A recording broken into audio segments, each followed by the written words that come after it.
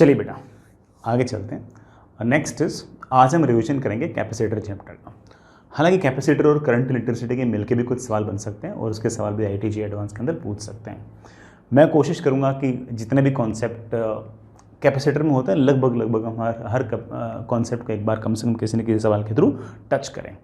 तो चलिए बिना किसी टाइम वेस्ट किए स्टार्ट करते हैं। सबसे पहले बेटा आपके पास एक क्वेश्चन है, सिंपल सा, ये कोई बहुत भारी बात इसमें है नहीं। सवाल ऐसा है कि हमें एक सर्किट दे रखा है और सर्किट के अंदर एक बैटरी है और 1 2 3 4 कैपेसिटर है। मुझसे सवाल में ये पूछा गया है कि find charge supplied by the cell after the switch is closed. जैसे स्विच को क्लोज किया तो इस सेल ने, इस बैटरी ने कुल मिलाकर कितना चार्ज दिया है। इस तरह का सवाल बेटा आप खुद डायरेक्ट ट्राई कर सकते हो, आपसे मेरे ख्याल से बन भी जाएगा। ठीक है, सुनिएगा।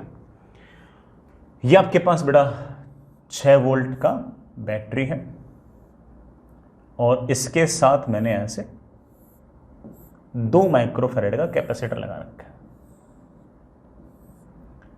यहां का पोटेंशियल 0, तो यहां का पोटेंशियल 6 वोल्ट, तो यहां का पोटेंशियल भी 6 वोल्ट, तो यहां का पोटेंशियल 0 वोल्ट। इस 2 माइक्रोफैराड के अक्रॉस तो पोटेंशियल डिफरेंस बेटा 6 वोल्ट है, तो ऑफ कोर्स हायर पोटेंशियल पर 6 × 12 12 माइक्रोकूलम, यहाँ पर -12, यहाँ पर चार्ज आ गया +12 माइक्रोकूलम, यहाँ पर आ गया -12 माइक्रोकूलम चार्ज। लेकिन बैटरी ने बेटा बाकी कैपेसिटर्स को भी कोई ना कोई चार्ज तो दिया ही होगा। आप बोलोगे हाँ सर बिल्कुल दिया। ये मेरे पास 1 माइक्रोफैराड, ये हमारे पास 2 माइक्रोफैराड है। ये जो आपका 2 माइक्रोफैराड है और ये जो नीचे वाला 2 माइक्रोफैराड है, ये दोनों तो बेटा आपके एक तरह से पैरेलल में ही है। जो पोटेंशियल डिफरेंस इस 2 माइक्रोफैराड के अक्रॉस बेटा वही पोटेंशियल डिफरेंस आपके इस अक्रॉस। बेटा 2 और 2 दोनों पैरेलल में है, तो बेटा कितना हो गया 4। बेटा कितना हो गया 4। ये 4 और ये दोनों आपस में सीरीज में है, तो इन दोनों का सीक्वेलेंट आप जानते हो कि इन दोनों का सीक्वेलेंट आएगा of course 4 × 1/4 + 1, that is 4/5 microcoulomb. इस 4 और 1 को अगर मैं देखूं तो इसकी एक तरफ तो पोटेंशियल 6 वोल्ट है और एक तरफ इसके पोटेंशियल 0 वोल्ट है, तो इस 4/5 माइक्रोफैराड के अक्रॉस पोटेंशियल डिफरेंस है 6 वोल्ट। तो इस पर कितना चार्ज आएगा बेटा? इस पर चार्ज आएगा ऑफ कोर्स सीक्वेलेंट × V। सीक्वेलेंट है 4/5 माइक्रोफैराड और पोटेंशियल आपका बेटा 6 वोल्ट। आई थिंक बेटा ये आ गया 24/5 माइक्रोकूलम। आई थिंक बेटा दिस इज कितना 4.8 माइक्रोकूलम चार्ज। इसका मतलब इस बैटरी ने 4.8 माइक्रोकूलम चार्ज इसको दिया है। ऑफ कोर्स बेटा यहाँ पर -4.8, यहाँ पर बेटा वापस से 4.8, यहाँ पर आपका -4.8। मुझे कुल मिलाकर पूछा है कि 6 वोल्ट की बैटरी से कितना चार्ज गया है। 6 वोल्ट की बैटरी से 4.8 माइक्रोकूलम तो चार्ज ये चला गया, 12 माइक्रोकूलम चार्ज ये चला गया। तो कुल मिलाकर इसकी बैटरी से जो चार्ज निकला है उस चार्ज की नेट चार्ज की जो वैल्यू है बेटा that will be of course, इस पॉजिटिव पोलरिटी से कुछ चार्ज इस प्लेट पे गया, कुछ चार्ज इस प्लेट पे गया। इस प्लेट पे गया है 12 माइक्रोकूलम चार्ज और इस वाले प्लेट पे गया 4.8 microcoulomb, that is 16.8 microcoulomb charge. ये बैटरी ने कुल मिलाकर चार्ज दिया है। समझ गए बच्चों? आगे चलते हैं। चलिए बच्चों आगे चलते हैं, एक और सवाल करते हैं। ये सवाल थोड़ा सा मतलब बढ़िया है ना। वैसे सवाल कैलकुलेशन वाइज बिल्कुल आसान है, बट फिर भी मुझे कई बार ऐसा होता है कि बच्चे इस तरह के सवाल में थोड़े से फंस जाते हैं। सर्किट दिखा रखा है बेटा, बैटरी 12 वोल्ट की है, एक बैटरी यहाँ पर हुई 12 वोल्ट की। कैपेसिटर दे रखे हैं, ये 4 माइक्रोफैराड का, ये 2 माइक्रोफैराड का, ये 6 माइक्रोफैराड का और ये आपका 12 माइक्रोफैराड का। Find the heat produce in the circuit when switch S is closed. इस स्विच को मैं क्लोज करता हूँ तो कितनी हीट डिसिपेट होती है वो मुझसे पूछा गया है। तो इसको स्विच को ऑन करने से पहले क्या कहानी है? ऑन करने से पहले ये कहानी है कि ये बैटरी, ये कैपेसिटर, ये एक और कैपेसिटर बेटा C1 और C3 दोनों सीरीज में ही हैं और दोनों अगर सीरीज में है 6 चौक 24 बड़ा, इन दोनों का जो इक्विवेलेंट कैपेसिटेंस आएगा that will be I think 2.4 microfarad. दूसरी वाली बैटरी बड़ा यूँ है, ये स्विच तो आपका बड़ा ओपन है, तो ये दोनों आपस में कैसे हैं, सीरीज में है। C2 और C4 बड़ा दैट विल बी 6/5 बड़ा दैट इज 1.2 माइक्रोफेरेड। ये बड़ा आपका 2.4 माइक्रोफेरेड। ये भी 12 वोल्ट की, ये भी 12 वोल्ट की। अब इतना तो तुम समझ ही गए होंगे, ये 12 वोल्ट इधर करंट भेजना चाह रहा है, सॉरी इसमें बड़ा हायर पोटेंशियल इस तरफ है। एक ही सर्किट है, ऐसे कोई अलग अलग सर्किट नहीं है, और उसमें 12 वोल्ट ये इधर करंट भेजना चाह रहा है, ये 12 वोल्ट इधर करंट भेजना चाह रहा है, सिर्फ एक तरह से एक ही वायर है। आप देख सकते हो कि इक्विवेलेंट ईएमएफ जो आएगा आपका वो तो ज़ीरो आएगा, 12 वोल्ट ऐसे 12 वोल्ट ऐसे, तो हर कैपेसिटर पर जो चार्ज आएगा बट आपको वो ज़ीरो आएगा। तो स्विच जब ओपन था तब सिचुएशन ऐसे थी। सर स्विच को क्लोज करने के बाद क्या होगा, स्विच को क्लोज करने के बाद क्या होगा वो सुनना। स्विच को क्लोज करने के बाद circuit will look like this. ये 12 वोल्ट की बैटरी, ये आपका C1, ये बड़ा सेम पोटेंशियल पे है, मैंने यहाँ पर स्विच को एक तरह से ऑन कर दिया। C1 है आपका 4 माइक्रोफेरेड और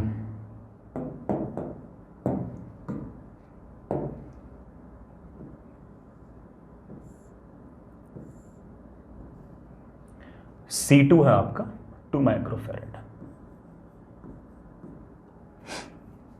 इसी तरह से बड़ा स्विच को ऑन करते ही यहाँ पोटेंशियल बड़ा सेम आ जाएगा, तो मैं इस सर्किट को ऐसा बना सकता हूँ, इस तरह से।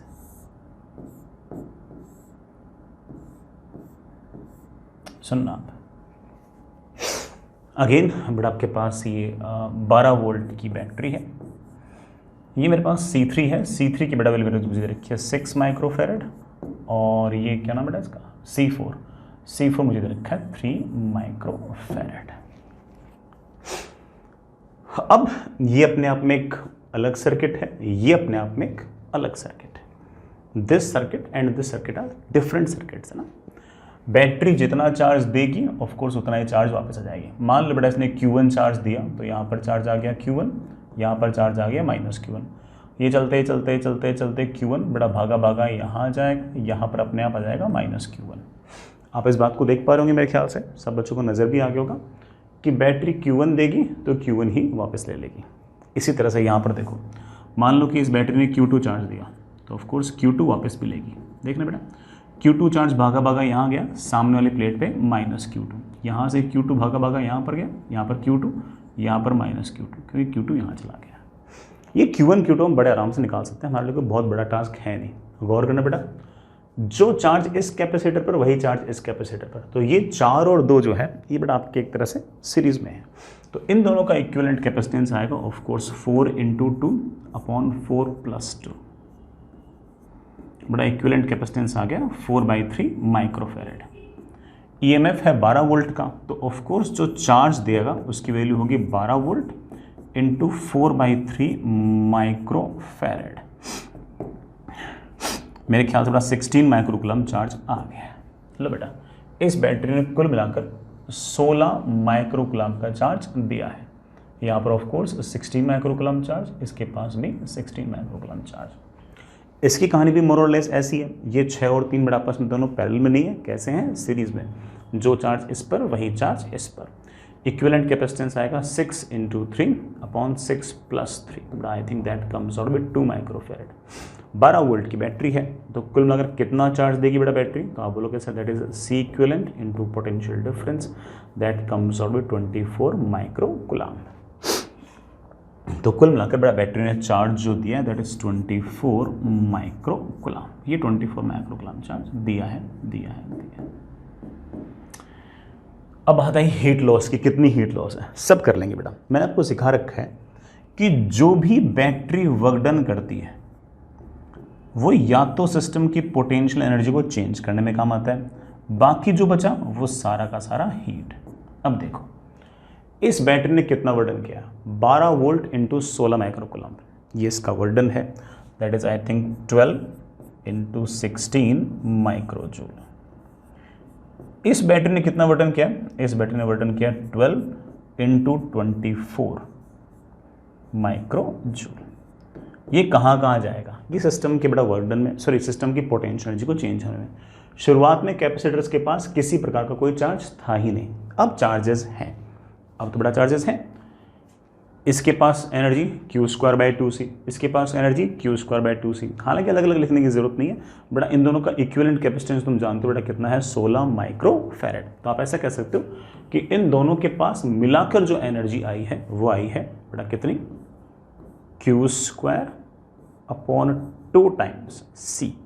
c बेटा कितनी है इसकी? c कितना आया था बेटा इसका? 4/3 माइक्रोजूल। इन दोनों कैपेसिटर के पास अलग अलग एनर्जी लिखने से अच्छा है एक साथ ही लिख दो। इन दोनों का सी इक्विवेलेंट पता ही बेटा कितना है? 2 माइक्रोफैरेड। और चार्ज कितना गया तुम जानते हो, दैट इज 24 माइक्रोकूलम। तो Q²/2 टाइम्स c। c बेटा कितना है? 2। जो बाकी बचा बेटा वो आपकी हीट। LHS भी माइक्रोजूल में है बेटा, आपका RHS भी माइक्रोजूल में, तो हीट लॉस भी आपकी इस तरह से माइक्रोजूल में आ जाएगी। चलिए बच्चों आगे चलते हैं। नेक्स्ट इज बहुत ही बढ़िया सा कॉन्सेप्चुअल सवाल। हालांकि इस तरह के सवालों को अपन लोग बड़ा थ्योरी के अंदर भी डिस्कस कर लेते, बट मेरी ऐसी फीलिंग है कि इस बात पे सवाल पहले IIT JEE एडवांस ने पूछ भी रखे और फिर से पूछ सकते हैं। A parallel plate capacitor of area A, space between the plates is D, is filled with 3 dielectric such that इसका डायलेक्ट्रिक कांस्टेंट K, ये 2K, ये 3K। बैटरी है जिसका वोल्टेज है V, बड़ा वो हमने लगा रखी है। Write down the ratio of maximum to minimum charge density on the surface of the plate. बड़ा सरफेस की प्लेट पे ऐसा हो सकता है कि यहाँ पर सिग्मा अलग हो, यहाँ पर सिग्मा अलग हो, यहाँ पर सिग्मा अलग हो। मैक्सिमम इज टू मिनिमम वाले का रेशियो बताना है, बता देंगे, अगेन थ्योरी का ही पार्ट है। Calculate the surface charge density of the bound charge on the middle dielectric. Dielectric वाले जो सरफेस है उस पर कितना चार्ज बाउंड हुआ है या फिर जो इंड्यूस चार्ज है वो कितना है, उसकी वैल्यू बतानी है। If the 3 dielectrics occupy equal volume, बड़ा इक्वल वॉल्यूम का मतलब ये हो गया कि ये एरिया A/3 है, ये वाला एरिया A/3 और ये वाला एरिया A/3 है। तो बताओ कि पूरे के पूरे सिस्टम का इक्विवेलेंट कैपेसिटेंस कितना आएगा। कर देंगे बच्चों, सवाल अच्छा है बट डूएबल है, कोई ऐसा बहुत भारी काम इसके अंदर नहीं है। चलिए सबसे पहले बड़ा ये एक तरफ की प्लेट, ये दूसरी तरफ की प्लेट, ये हायर पोटेंशियल, बड़ा ये आपका लोअर पोटेंशियल। यहाँ से यहाँ तक का जो सेपरेशन है बड़ा आपके पास वो है D। तो इतना तय है कि यहाँ से यहाँ तक जो पोटेंशियल घटा है वो V है, यहाँ से यहाँ तक जो पोटेंशियल घटा है वो भी V है, और यहाँ से तक पोटेंशियल घटा है वो भी V है। तो ऑब्वियस बात है, चाहे यहाँ निकाल लो, चाहे यहाँ निकाल लो, चाहे यहाँ निकाल लो, हर जगह इलेक्ट्रिक फील्ड की वैल्यू सेम ही आएगी। और उस इलेक्ट्रिक फील्ड की वैल्यू होगी पोटेंशियल का कितना ड्रॉप है डिवाइड बाय पोटेंशियल के इस ड्रॉप में कितनी डिस्टेंस है। तो यहाँ इलेक्ट्रिक फील्ड, यहाँ इलेक्ट्रिक फील्ड, यहाँ इलेक्ट्रिक फील्ड, हर जगह सेम आएगी। अब लेकिन एक हल्का फुल्का अंतर तो ज़रूर है, और वो अंतर ये है कि जैसे फॉर एग्जांपल मान लीजिए बेटा यहाँ पर डायलेक्ट्रिक कांस्टेंट है K, इस रीजन में डायलेक्ट्रिक कांस्टेंट है लेट से K। इधर वाली प्लेट पर चार्ज डेंसिटी है लेट से σ1, यहाँ पर चार्ज डेंसिटी है लेट से -σ1, ठीक है। इस σ1 की वजह से इलेक्ट्रिक फील्ड आएगी इस तरफ σ1/2ε0, इसकी वजह से आएगी σ1/2ε0। कुल मिलाकर इलेक्ट्रिक फील्ड मेरे पास आ जाएगी बेटा कितनी, σ1/ε0। फिर याद आया ε0 नहीं, ε0 इंटू εr। बेटा εr तो यहाँ पर आपकी K की वैल्यू है, ठीक है। वही बेटा यहाँ पर दूसरे मीडियम में भी एग्जैक्टली कहानी है। बेटा मान लीजिए कि आपके पास ये रहा दूसरा मीडियम, वहाँ पर भी इलेक्ट्रिक फील्ड तो वही है, बस यहाँ पर σ2, बेटा यहाँ पर आपका -σ2। आप बोलोगे इस σ2 की वजह से σ2/ε0, इस σ2 की वजह से उसी डायरेक्शन में σ2/ε0। कुल मिलाकर आप बड़े आराम से बोल दोगे σ2/ε0। सॉरी बेटा ε0 इंटू εr। εr की जो वैल्यू है बेटा दैट इज 2K। यही हाल बेटा लास्ट वाले में है। ये बेटा आपका तीसरा रीजन जहां पर डायलेक्ट्रिक कांस्टेंट बेटा आपका 3K है, यहां पर चार्ज डेंसिटी अगर σ3 तो बेटा यहां पर आपका -σ3। इसके कारण इलेक्ट्रिक फील्ड आएगी σ3/ε0, इसकी वजह से आएगी σ3/ε0, दोनों की वजह से मिलाकर आएगी σ3/ε0। एप्सिलॉन नॉट, सॉरी बेटा epsilon not into epsilon R. Epsilon R बेटा आपने देख लिया दैट इज 3k। ये तीनों बराबर है, तो बड़े आराम से कह सकता हूं कि sigma 1 is to sigma 2 is to sigma 3 is basically 1 is to 2 is to 3। बेटा मुझसे पूछा है कि maximum to minimum charge density, maximum is to minimum charge density का जो रेशियो आएगा that is 3 is to 1। Calculate the surface charge density of the bound charge on, sorry calculate the surface charge density of the bound charge on the middle dielectric. कर लेंगे बेटा, थोड़ा सा theoretical portion है जो मैंने class में पढ़ रखा है, मोर और लेस बेटा उसी पर बेस्ड है। सुनिएगा बेटा, बीच वाले को देखना, बीच वाले में बेटा ये रही आपकी प्लेट, ये रही आपके पास दूसरी प्लेट। इस प्लेट पर चार्ज डेंसिटी है सिग्मा, इस वाले प्लेट पर चार्ज डेंसिटी है लेट से बेटा माइनस सिग्मा। इसके कारण इलेक्ट्रिक फील्ड आई ऐसे। इलेक्ट्रिक फील्ड में जानता हूं बेटा कितनी है V/d, मेरे सारे बच्चे जानते हैं कि ऑफ कोर्स V/d है। बीच में एक ऐसा डाइलेक्ट्रिक है जिसका डाइलेक्ट्रिक कांस्टेंट 2k है। इस इलेक्ट्रिक फील्ड के कारण क्या होगा कि बीच वाला जो मीडियम है उसके अंदर एक पोलराइजेशन होगा और उस पोलराइजेशन के कारण नेगेटिव चार्ज बेटा इस वाले सरफेस पर चिपका जाएगा और पॉजिटिव वाले इस सरफेस पर। यहां पर आपका नेगेटिव, यहां पर आपका उतना ही पॉजिटिव।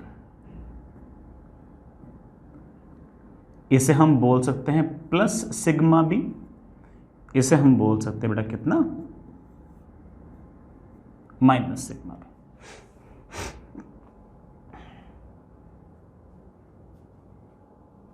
ठीक है बच्चों,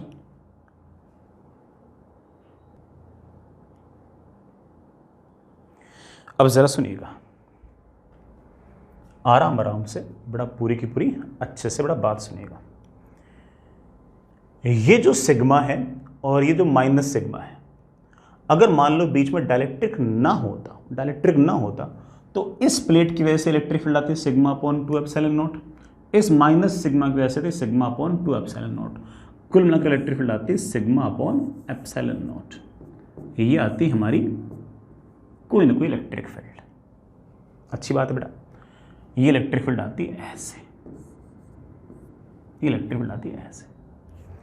ठीक है बच्चों, ये जो बाउंड चार्ज यहां पर आया है और ये जो बाउंड चार्ज यहां पर आया है, इस सिग्मा बी की वजह से इलेक्ट्रिक फील्ड आएगी इस तरफ sigma B upon 2 epsilon naught, इस माइनस सिग्मा बी की वजह से जाएगा sigma B upon 2 epsilon naught. तो जो बाउंड चार्ज आए हैं इनकी वजह से इलेक्ट्रिक फील्ड आई है sigma B upon epsilon naught. बड़ा मैं इसको एक बार के लिए ई डैश लिख दूं, ये इधर की तरफ। नेट इलेक्ट्रिक फील्ड है ई इस तरफ और ई डैश इस तरफ। तो नेट इलेक्ट्रिक फील्ड है ई नॉट इस तरफ और ई डैश इस तरफ। जो प्लेट पर चार्जेस हैं उनकी वजह से ई नॉट है और जो बाउंड चार्जेस हैं उनकी वजह से इस तरफ आपका ई डैश है। तो आप कह सकते हो कि सर नेट इलेक्ट्रिक फील्ड मेरे पास आ गई है ई नॉट माइनस ई डैश। ठीक है बच्चों, और इस नेट इलेक्ट्रिक फील्ड को हम बड़े प्यार से कह सकते हैं कि ये हमारी जो एक्चुअल इलेक्ट्रिक फील्ड है दैट डिवाइडेड बाई 2k होती है। वैसे दैट डिवाइड बाई k होती है, लेकिन इस मीडियम का k नहीं है, इस मीडियम का k तो बेटा कितना है 2k। आई रियली होप बेटा सारी की सारी बात आप इससे समझ गए होंगे, बड़ा सारी की सारी बात आप इस बात से समझ गए होंगे। मैं इससे बड़े आराम से कह सकता हूं, अच्छा बेटा मैं इससे बेटा सारी की सारी बात ऐसे कह सकता हूं कि दैट इज, अच्छा बेटा ई नोट मुझे पहले से, अच्छा मुझे है ना ये ई नोट अपॉन 2k पता है, ई नोट अपॉन 2k हमारी एक्चुअल इलेक्ट्रिक फील्ड है। बेटा ये एक्चुअल इलेक्ट्रिक फील्ड हमें पता है बेटा कितनी है V/d। ई नोट अपॉन 2k हमारी रिजल्टेंट इलेक्ट्रिक फील्ड है और ये है बेटा आपकी V/d। तो ई नोट की वैल्यू मुझे पता है that is 2kV upon d। हमें बेटा सिर्फ और सिर्फ अब वैल्यूज ही पुट करनी है। वैल्यूज पुट करते बेटा हमारा काफी हद तक तो काम बन जाएगा।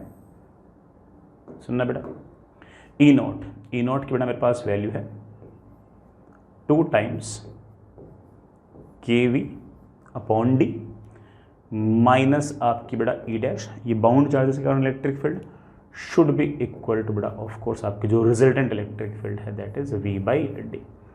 तो आपके पास बाउंडेड चार्ज के कारण जो इलेक्ट्रिक फील्ड है उसकी वैल्यू आ गई है बेटा, कितनी आ गई है, 2k-1 into V by D. जो बाउंड चार्जेस के कारण इलेक्ट्रिक फील्ड है उसको हम बड़े आराम से लिख सकते हैं बेटा, क्या लिख सकते हैं, sigma B upon epsilon naught, पहले से लिख रखा अपन लोगों ने। और इससे मेरे पास सिग्मा बी की वैल्यू आ गई है प्यारे बच्चों, कितनी आ गई है, 2k-1 into V by D into epsilon naught. ये लो बेटा, बाउंडेड चार्ज डेंसिटी आ गई हमारे पास। किसी बच्चे को ये सारी की सारी थ्योरी अगर पहले से पता हो तो ऑफकोर्स इसका काफ़ी सारा समय बच जाएगा। ठीक है बच्चों, आगे चलिए। इसी में बेटा हमसे एक बात और पूछ रखी है कि पूरे के पूरे सिस्टम का कैपेसिटेंस बताओ। बताएंगे बेटा, ये वाला कैपेसिटर, ये वाला कैपेसिटर, ये वाला कैपेसिटर, 3 कैपेसिटर मानने हैं। इसके अक्रॉस पोटेंशियल डिफरेंस, इसके अक्रॉस पोटेंशियल डिफरेंस और इसके अक्रॉस पोटेंशियल डिफरेंस सेम है। तो आप ऐसा कह सकते हो कि तीनों के तीनों जो कैपेसिटर हैं वो बेसिकली आपस में पैरेलल में है। तो जो सी इक्विवेलेंट आएगा बेटा, that will be of course C1 plus C2 plus C3। जो पहले वाला कैपेसिटर होगा उसके लिए आप कह सकते हो कि उसका कैपेसिटेंस आएगा K टाइम्स उसका एरिया, बेटा एरिया इज ऑफ कोर्स उसका A/3 epsilon not upon D, plus जो दूसरा वाला कैपेसिटर है बेटा आपका, इसका कैपेसिटेंस आएगा बेटा कितना, इसका K, बेटा इसका K is 2K, area is of course A/3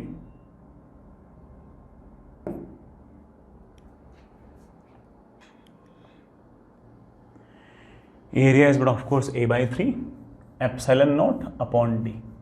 इसी तरह से हमारा जो तीसरा कैपेसिटर है उसमें जो मीडियम है बेटा उसका डाइलेक्ट्रिक कांस्टेंट है 3 टाइम्स ऑफ K, तो 3 times of K A epsilon not upon D. बेटा K कॉमन निकाल लो, A epsilon not upon 3D common निकाल लो, दैट इज 1 + 2 + 3, 1 + 2 + 3। बेटा मेरे पास आंसर आ गया, that is 2K A epsilon not upon D. ये हमारा आंसर आ गया। अच्छा सा आंसर है, समझिए क्या होंगे बच्चों। आगे चलिए बच्चों, एक बढ़िया सा सवाल और, ऐसा ही एक सवाल, एक नहीं बेटा मेरे ख्याल से 3 सवाल IIT JEE एडवांस में पहले से आ रखे हैं। एक जब पुराने टाइम में पेपर सब्जेक्टिव हुआ करता था तब का सवाल है, शायद 96 का था, उसके अंदर भी डायलेक्ट्रिक बड़ा वेरी कर रहा था। और इन दिनों भी मतलब लास्ट 10-12 साल में भी इसी कॉन्सेप्ट पर IIT JEE एडवांस में सवाल इस कॉन्सेप्ट पर आ रखा है। हालांकि वो वाला सवाल मोस्टली बच्चों ने कर रखा होगा, बट फिर भी मेरा ही मन था कि कम से कम मैं भी इस तरह का एक सवाल तो कराया था।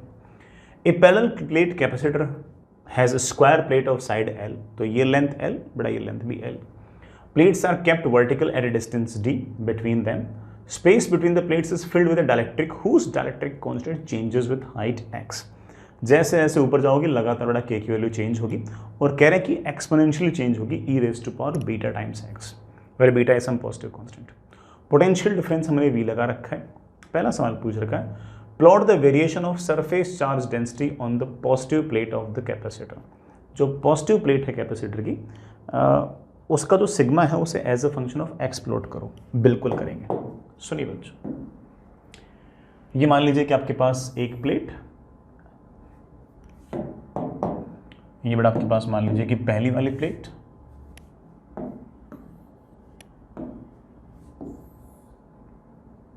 इसके जस्ट सामने नेगेटिव चार्ज वाली प्लेट। ठीक है बच्चों, ये हायर पोटेंशियल V पे है, ये लोअर पोटेंशियल 0 पे है। यहां से तक का जो सेपरेशन है आपके पास वो D है। यहां से सबसे नीचे वाले पॉइंट से लेट से बड़ा मैं किसी x डिस्टेंस दूर जाता हूं, तो यहां पर कुछ ना कुछ चार्ज डेंसिटी होगी सिग्मा, सामने बेटा बिल्कुल होगी माइनस सिग्मा। ऑफ कोर्स अलग अलग सिग्मा की जगह वैल्यू अलग अलग होगी। सब मुझे सिग्मा निकालना है, बिल्कुल निकालेंगे बेटा। यहां पर आप x डिस्टेंस ऊपर जाकर ऐसे एक छोटा सा एलिमेंट ले लीजिए dx विड्थ का, dx विड्थ का। इस छोटे से अरेंजमेंट का छोटा सा कैपेसिटेंस आएगा, दैट छोटा सा कैपेसिटेंस विल बी यहां का k, यहां का k मुझे सवाल में दे रखा है e⁻⁴ beta times x into area. Area will be length into width, तो L इंटू डी एक्स, तो के A epsilon not upon D, ये कैपेसिटेंस है। सर कैपेसिटेंस में क्या करूँगा बेटा, कैपेसिटेंस इस काम आएगा कि यहाँ पर छोटा सा कोई ना कोई चार्ज होगा, उस छोटे से चार्ज डी क्यू को आप लिख सकते हो इस अरेंजमेंट का कैपेसिटेंस मल्टीप्लाइड बाय यहाँ से यहाँ तक का पोटेंशियल डिफरेंस। तो आप ये कह सकते हो कि यहाँ पर जो छोटा सा चार्ज आएगा, यहाँ पर ऑफ कोर्स उसका नेगेटिव आएगा, that will be this D C into V. तो मेरे पास चार्ज आ गया E raise to power beta times of x into L into D X upon epsilon not into D into V. Sir मुझे ये charge नहीं चाहिए, sir मुझे ये सिग्मा चाहिए। बेटा सिग्मा इज ऑफ कोर्स ये छोटा सा चार्ज अपॉन ये छोटा सा एरिया। एरिया कितना है, डी एक्स इंटू एल, वो छोटा सा area, that is e raise to power beta times of x into L into D x into epsilon not into V upon D. छोटा सा area of course L into D x. बेटा ये L into D x, L into D x आपका गायब। जो sigma है हमारे पास बड़े आराम से आ गया, कितना आ गया बेटा, epsilon naught V upon D, epsilon naught V upon D into e raise to power beta times of x. बस आप x की वैल्यू पुट कर दीजिए, आप हर जगह सिग्मा बड़े आराम से बता सकते हो। जैसे सबसे नीचे वाले पॉइंट पे x की वैल्यू 0, तो यहाँ पर सिग्मा की वैल्यू आ गई है epsilon naught v upon D. सबसे ऊपर वाले पॉइंट के लिए बड़ा x की वैल्यू को आप l रख दीजिए, तो वहाँ पर आपका सिग्मा आ ही जाएगा। लेकिन सर मुझे तो ग्राफ प्लॉट करने के लिए कहा है, बड़ा कर देंगे ग्राफ प्लॉट। अगर मैं इस तरफ सिग्मा रखूँ, इस तरफ सिग्मा रखूँ और इस तरफ x रखूँ, तो x की वैल्यू 0 होगी, तो सिग्मा की वैल्यू होगी epsilon naught v upon D. फिर लगातार बेटा बढ़ती जाएगी बढ़ती जाएगी बढ़ती जाएगी ऐसे, और जैसे ही x की वैल्यू l होगी, यहाँ पर बेटा आपके सिग्मा की जो वैल्यू हो जाएगी that will be epsilon naught v upon D into e raise to power beta times of l। हो गया बेटा ग्राफ प्लॉट। दूसरा पूछा plot the variation of electric field between the plates as the function of x. ये तो सबसे आसान है, सबसे आसान सवाल बेटा ये। आप जानते हो कि पूरे रास्ते यहाँ से तक का पोटेंशियल ड्रॉप v, ये पोटेंशियल डिफरेंस v, ये वाला पोटेंशियल डिफरेंस d, ये वाला पोटेंशियल डिफरेंस d, ये वाला पोटेंशियल ड्रॉप भी d डिस्टेंस में हो रहा है, ये भी d डिस्टेंस में, ये भी d डिस्टेंस में।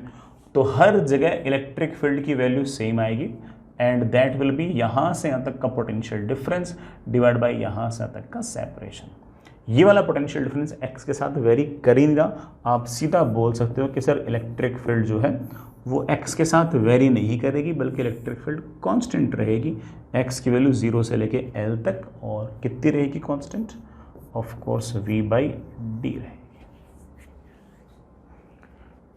ठीक है बच्चों, calculate the capacitance of this capacitor. इस कैपेसिटर का कैपेसिटेंस निकालना है। हल्का फुल्का आपको आइडिया लग गया होगा।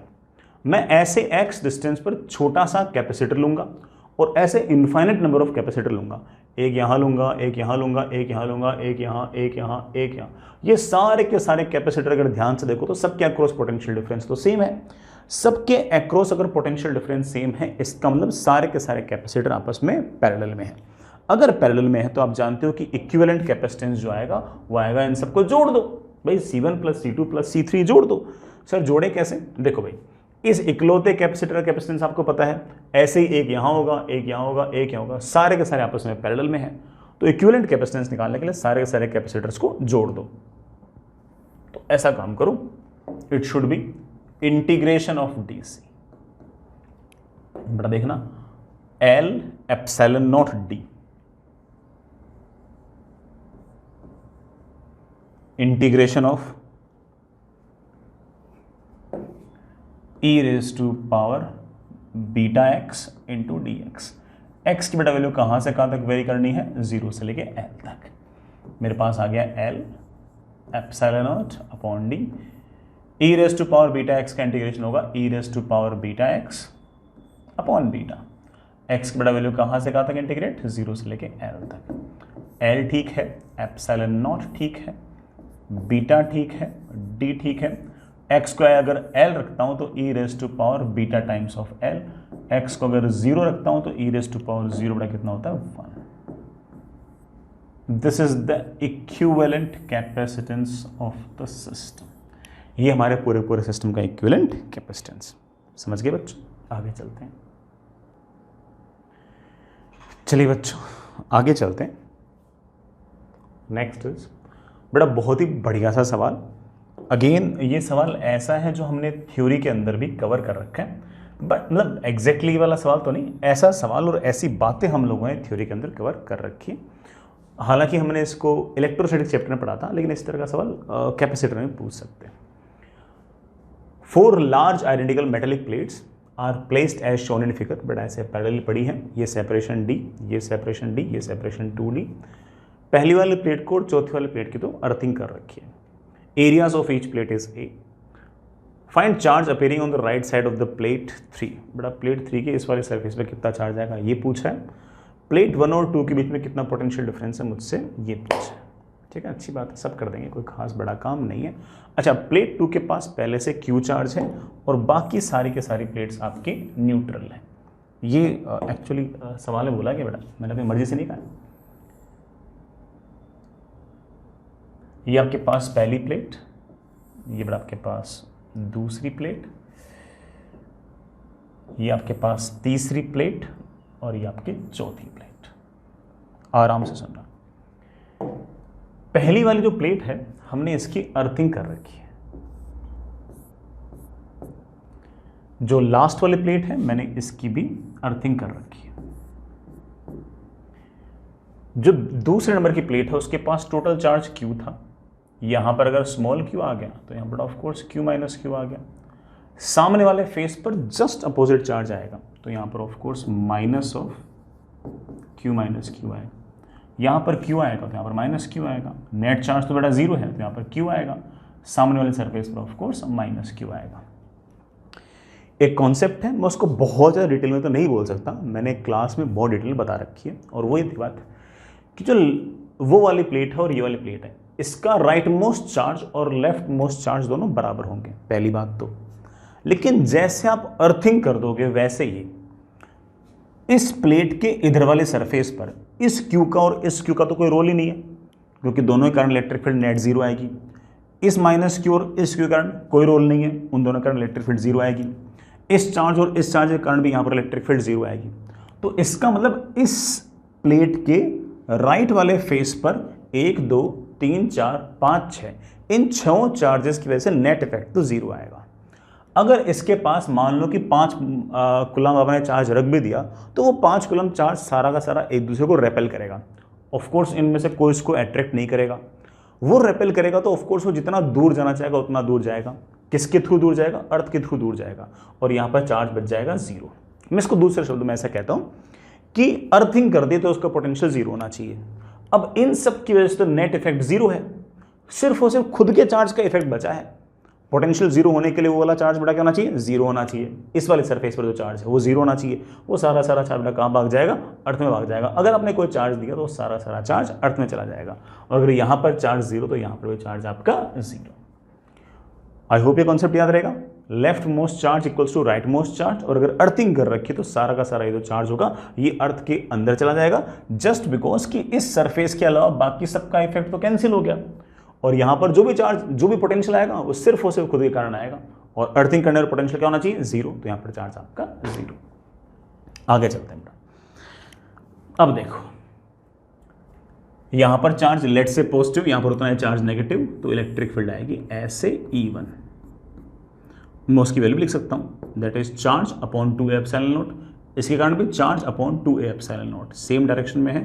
तो यहाँ पर इलेक्ट्रिक फील्ड की वैल्यू आएगी Q minus Q upon a epsilon not. यहाँ पर चार्ज पॉजिटिव, यहाँ पर चार्ज नेगेटिव, इलेक्ट्रिक फील्ड आएगी ऐसे E2।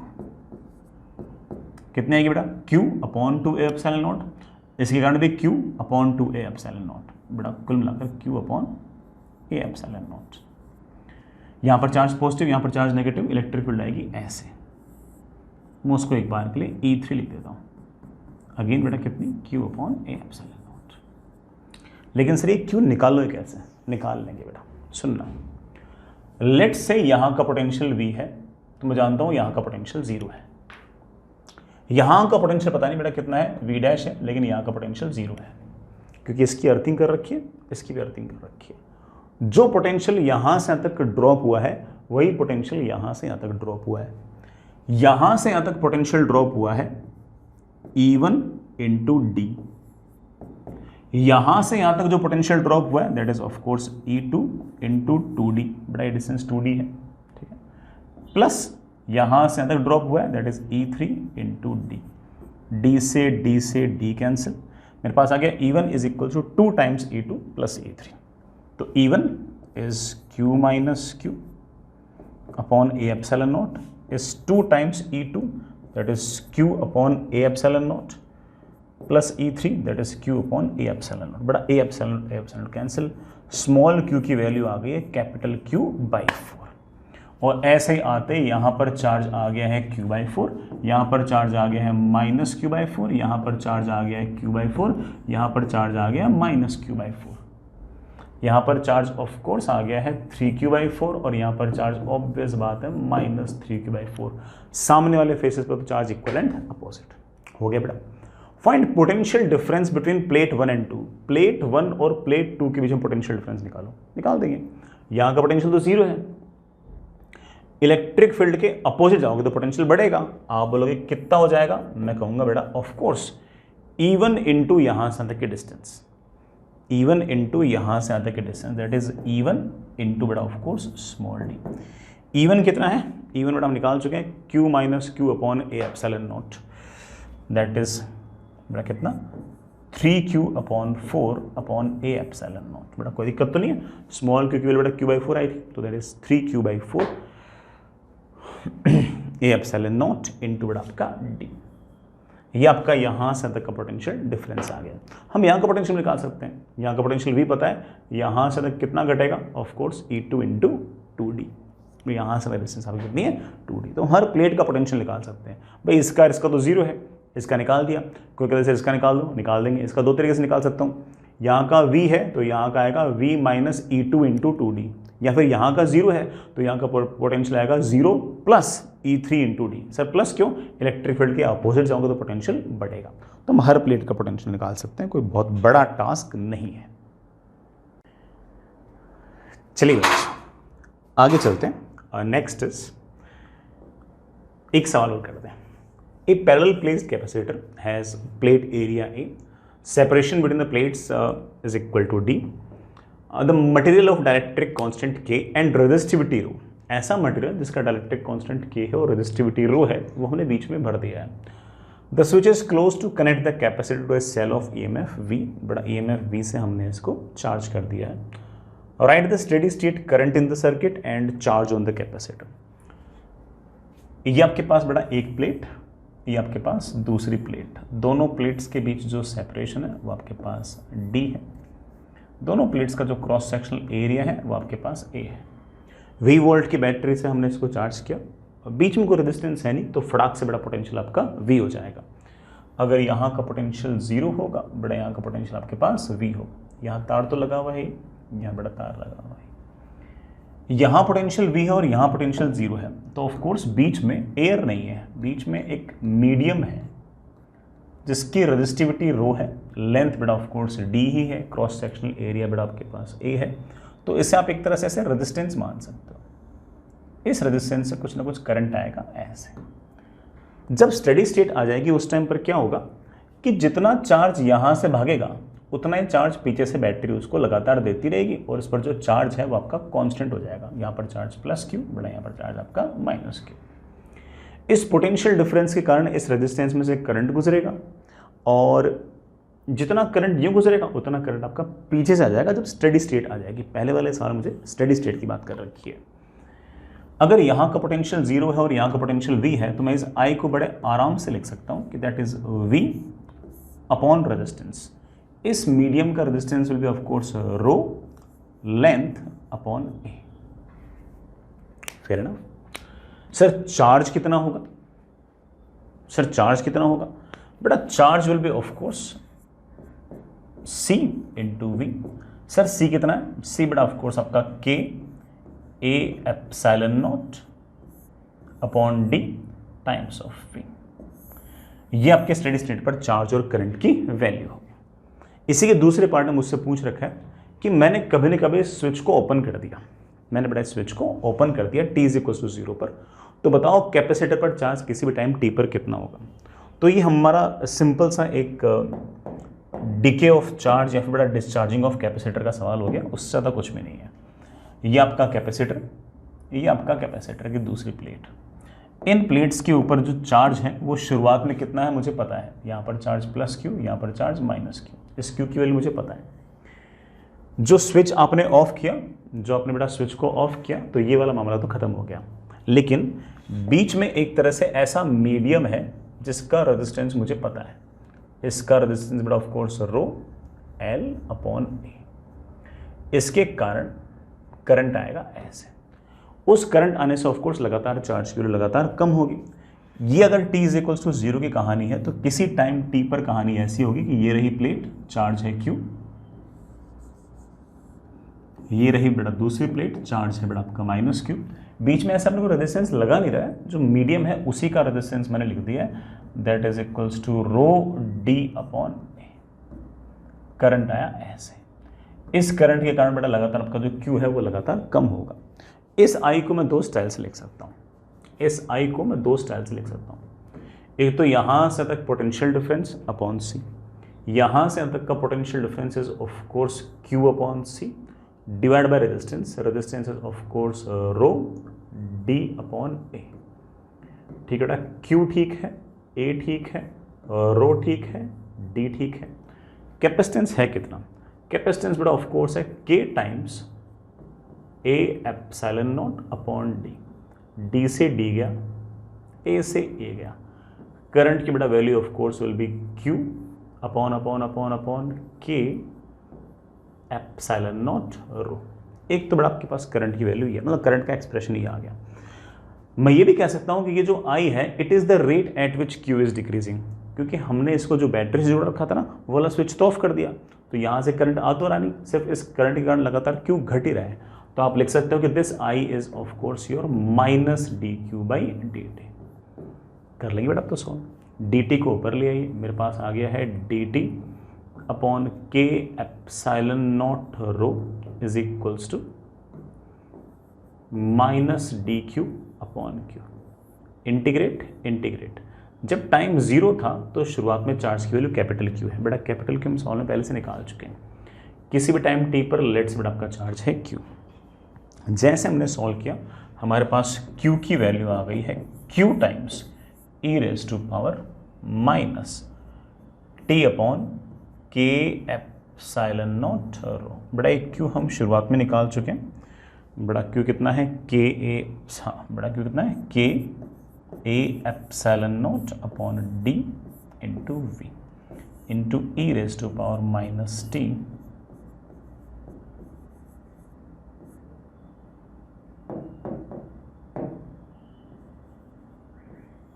ये आपका बेटा क्यू है। किसी भी टाइम पर करंट कितना होगा बेटा, किसी भी टाइम पर करंट तुम जानते हो बेटा कितना होगा Q upon k epsilon naught रो। तो मेरे पास किसी भी टाइम पर करंट की वैल्यू आएगी बेटा, इसको के एप्सिलॉन नॉट रो से मल्टीप्लाई करना, तो के गायब, एप्सिलॉन नॉट गायब, मेरे पास आ जाएगी ए वी, नीचे आ जाएगी rho D e raise to power minus T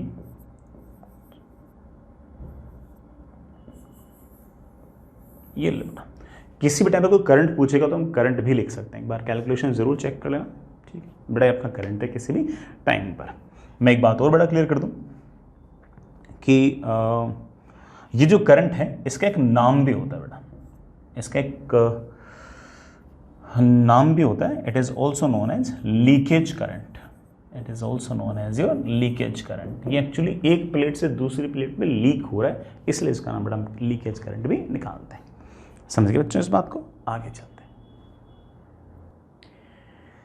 चलिए बच्चों आगे चलते हैं, बेटा एक और सवाल करते हैं।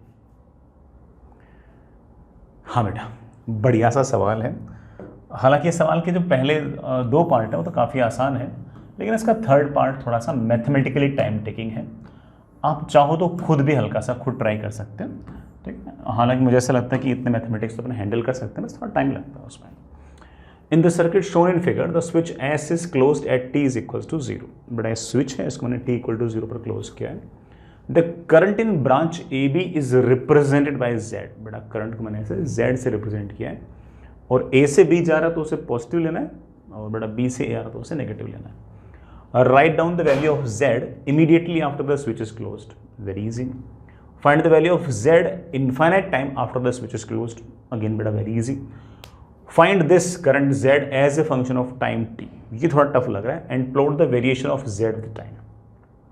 Eight what time T note the current Z become 0। मुझे लगता है बड़ा सिर्फ और सिर्फ जो सी वाला सवाल है वही थोड़ा सा टफर साइड का सवाल है, बाकी तो ठीक है, उसके पार्ट्स लग रहे हैं कि बाकी सब तो हो ही जाएंगे। सिर्फ और सिर्फ सी वाले सवाल में ही हमें मैथमेटिकली टाइम लगेगा, बाकी ऐसे कोई बहुत बड़ा काम इसमें नहीं है।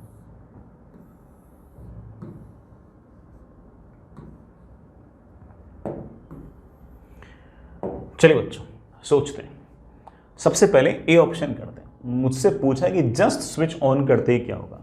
जस्ट स्विच ऑन करते ही आप जानते हो कैपेसिटर्स जो है वो आपके एक तरह से शॉर्ट वायर की तरह बिहेव करेगा। जब कैपेसिटर आपका शॉर्ट वायर की तरह बिहेव करेगा तो सारा का सारा करंट यूं जाएगा, रेजिस्टेंस में जाएगा नहीं, सारा का सारा करंट तो यूं जाएगा।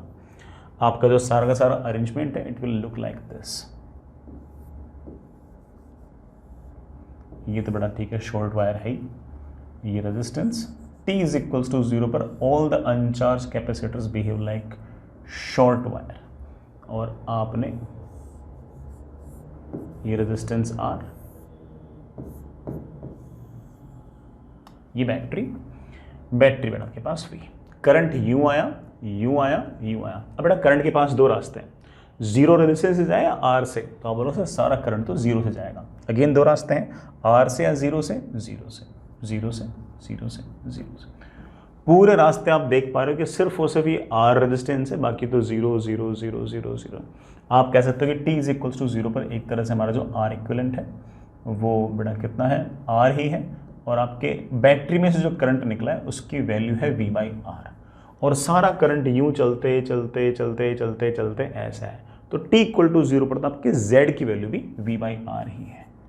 तो T इज इक्वल्स टू 0 पर तो बेटा Z की वैल्यू भी आपकी V/R ही है। चलिए दूसरा क्वेश्चन क्या कह रहा है कि इन्फिनिट टाइम बाद क्या होगा।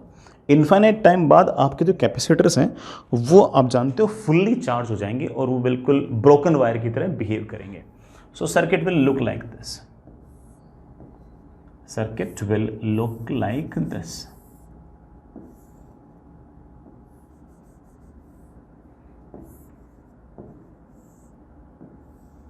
ये लीजिए बेटा, आपका सारा का सारा जो अरेंजमेंट है वो ऐसा नजर आएगा। ये बैटरी है, बैटरी का वोल्टेज है V, रेजिस्टेंस है R, करंट यूं दौड़ा दौड़ा यूं दौड़ा दौड़ा यूं दौड़ा दौड़ा यूं जाएगा। सर कैपेसिटर से क्यों नहीं जा रहा बेटा, वो इन्फिनिट रेजिस्टेंस की तरह बिहेव कर रहा है। अगेन करंट यूं जाएगा, इधर जा नहीं सकता, सारा करंट यूं जाएगा। आप देख सकते हो पूरे रास्ते रेजिस्टेंस R ये R ये R ये। R इक्विवेलेंट कितना आ गया 3R।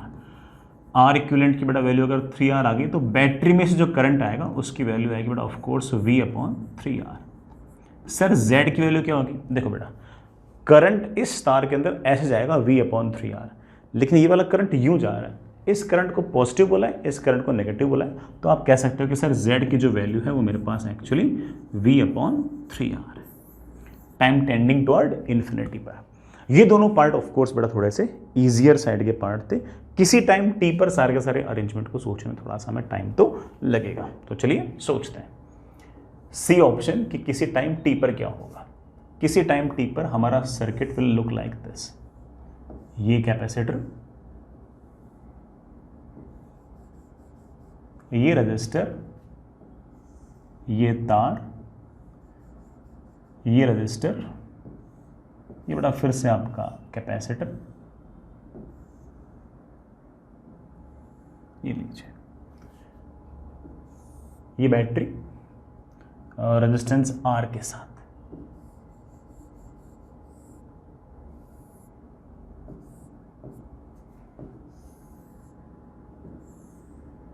ऐसे ठीक है बच्चों।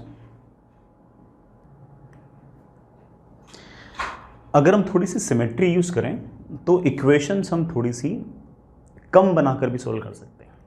अगर सिमेट्री नहीं यूज़ करेंगे तो इक्वेशंस थोड़ी सी ज़्यादा बनानी पड़ेगी और मैथमेटिक्स थोड़ी सी ज़्यादा लगानी पड़ेगी। सुनिए बेटा, ये मेरे पास बड़ा 20 वोल्ट की बैटरी, यहाँ से कोई ना कोई करंट गया ऐसे, रेजिस्टेंस बड़ा R, ये R, ये R, ये करंट गया ऐसे। इस करंट के जाने के दो रास्ते हैं, ऊपर से और नीचे से, ठीक है बेटा। अब मजे की बात है कि बेटा यहाँ पर एक डायगोनल सिमेट्री है। इस तरह के डायगोनल सिमेट्री मैं आपको पहले भी सिखा चुका हूँ। यहाँ पर तो ये I करंट दो रास्तों में बट गया, वही I करंट वापस से दो रास्तों से मिलकर वापस बनेगा। ये C है, ये C है, ये R है, ये R है। तो हम ऐसा कह सकते हैं कि जो करंट यहां होगा बड़ा वही करंट यहां होगा। इसी तरह से डायगोनल सिमेट्री से मैं ऐसा बोल सकता हूं कि जो करंट यहां होगा वो करंट यहां होगा। यही नहीं है, मैं एक बात और बोल सकते हैं कि जो करंट यहां वही करंट यहां, तो यहां पर चार्ज Q तो यहां पर भी चार्ज Q, यहां पर चार्ज ऑफ कोर्स -Q तो यहां पर चार्ज आपके पास -Q। ठीक है बच्चों, एक बात है बेटा, यहां करंट और यहां करंट सेम होना चाहिए। तो मैंने एक बार के लिए यहां पर मान लिया है I1, तो यहां पर मैंने मान लिया है I1। यहां पर मेरे पास ऑफ कोर्स इधर अगर Z चला गया है तो इधर से करंट जाएगा I1 - Z। बाय सिमेट्री यहां पर अगर I1 - Z तो यहां पर भी I1 - Z। ठीक है बच्चों, मुझे पता है कि this plus this should be equal to this, तो मेरे पास आ गया I1 - Z plus I1 should be equal to I। यहां से I1 की मेरे पास वैल्यू आ गई है बेटा, कितनी आ गई है? I + Z/2। यही लिख देता हूं वहां पे, बार बार बेटा क्या करने की जरूरत है। तो ये आ जाएगा मेरे पास I + Z/2। लो बेटा वापस दे देता हूं, क्यों जबरदस्ती वेरिएबल्स बढ़ाएं। ये वाला करंट आपके पास जाएगा I + Z/2, ये वाला करंट भी बेटा आपके पास आ जाएगा I + Z/2।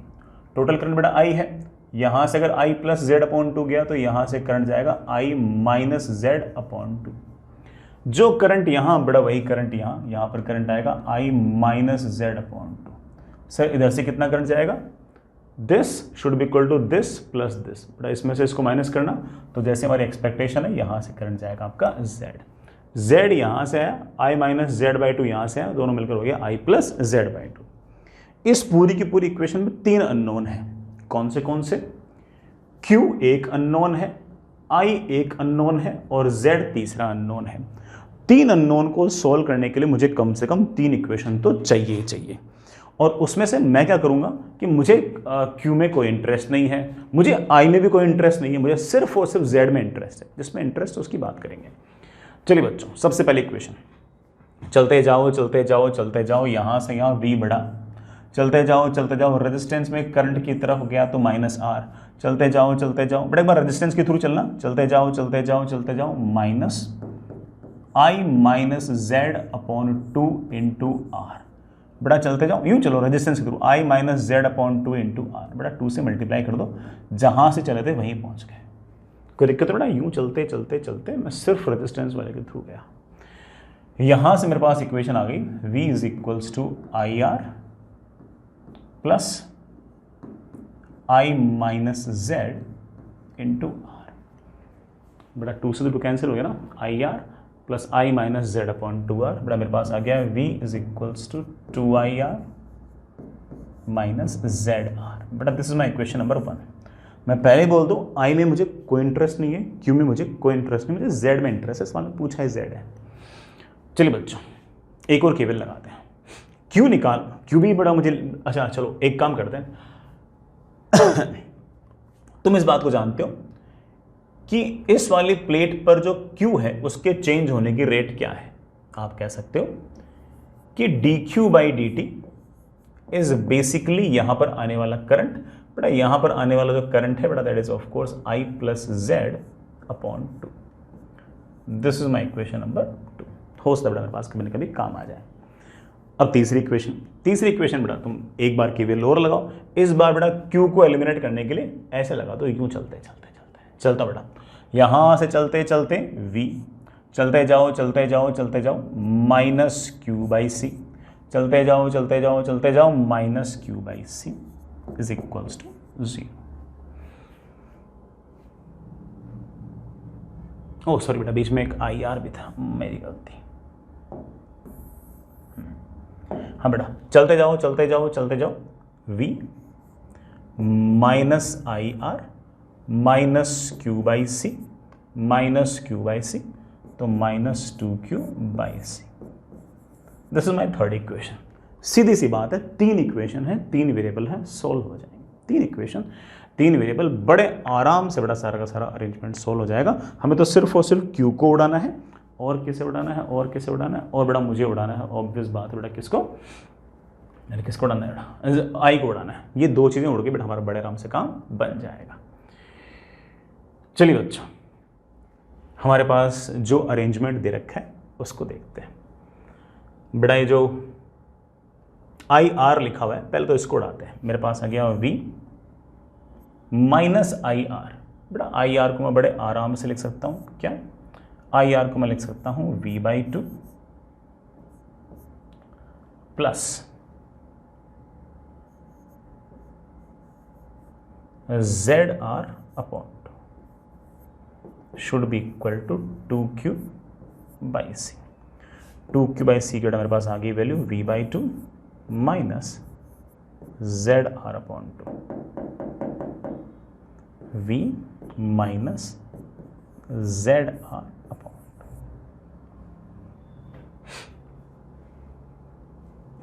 ठीक है बेटा, इस इक्वेशन को डिफरेंशिएट करो। सर इस इक्वेशन को डिफरेंशिएट क्यों करूंगा? बेटा इस इक्वेशन को टाइम के रेस्पेक्ट में अगर डिफरेंशिएट करोगे ना तो डिक्यूबिलिटी आ जाएगा। डिक्यूबिलिटी मुझे पहले से पता है, वहां से उठा के रख देंगे, काम बन जाएगा अपना। इस इक्वेशन में अगर डिफरेंशिएट किया तो 2 टाइम्स सी, सॉरी बेटा 2q, 2 बाई सी बेटा बाहर आ गया।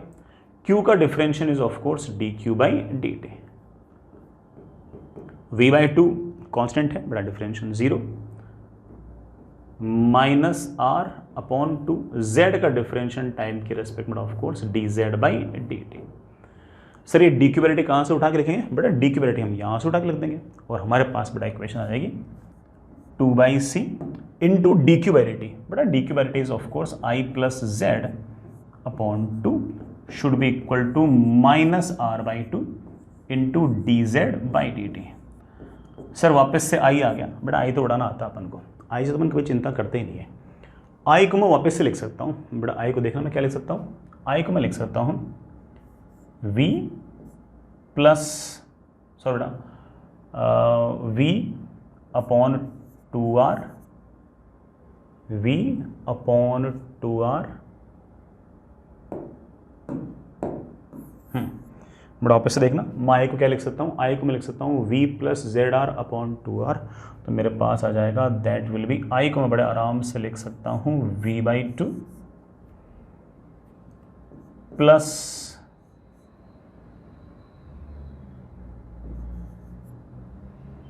Z/2। एक बेटा z पहले से है, should be equal to minus RC upon 2 into dz by dt। बेटा मेरे ख्याल से अब z में सारी की सारी इक्वेशन बन चुकी है, अब हमसे तो शायद ये सॉल्व हो ही जाएगी। देखना बच्चों, मेरे पास आ गया है v upon 2r plus 3z by 2 should be equal to minus RC upon 2 into dz by dt।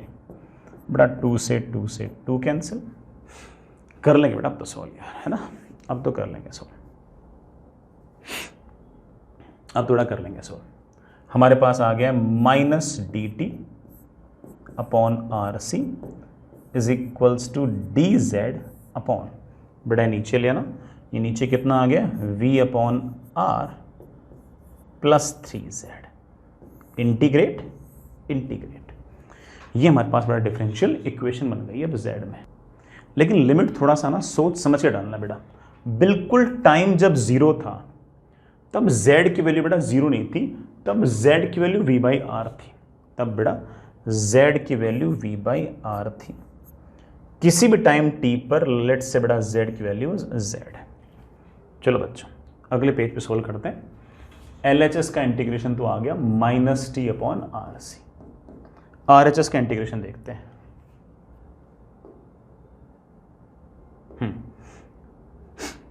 सबसे पहले z का कोफिशिएंट है बेटा 3, तो मेरे पास आ जाएगा 1/3 ln। हाँ बेटा क्या आएगा, ln v/r प्लस 3z, जिसमें बेटा z की वैल्यू कहाँ से कहाँ तक इंटीग्रेट होगी, z की वैल्यू इंटीग्रेट होगी बेटा कहाँ से कहाँ से कहाँ से कहाँ से,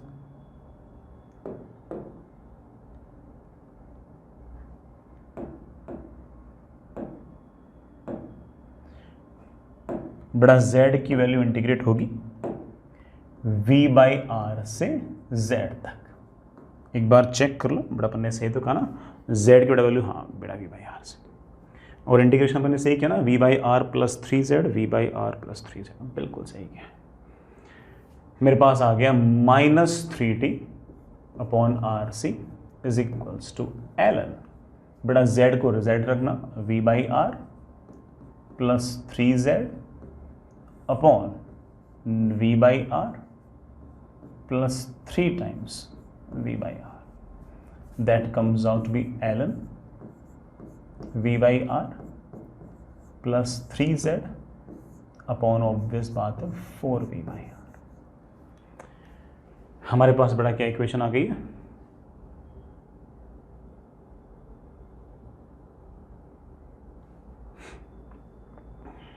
हमारे पास बड़ा इक्वेशन आ गई है e⁻³